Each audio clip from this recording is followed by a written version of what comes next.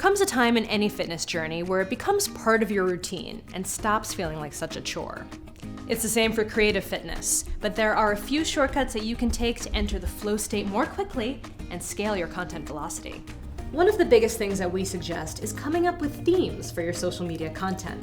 That way, when it comes time to create your posts, you don't have to start from square one every time. Using themes makes it super easy to create with consistency. Then create Spark post templates that you can duplicate. Maybe it's sharing a weekly exercise tip or simply recording your daily movement practices. Come up with a few different topics that offer both constraints and variety. So now our fitness coach wants to offer a tip every Tuesday for his Instagram. He can make a bunch at once in a creative sprint thanks to templates and the handy duplicate feature. After you've made your starting template, tap Duplicate to generate a copy, name it, then edit that project with brand new copy and images. Boom! Consistency and velocity. I'm Veronica Belmont, your branding coach, and I'll see you next time for another Spark Creative Fitness Challenge.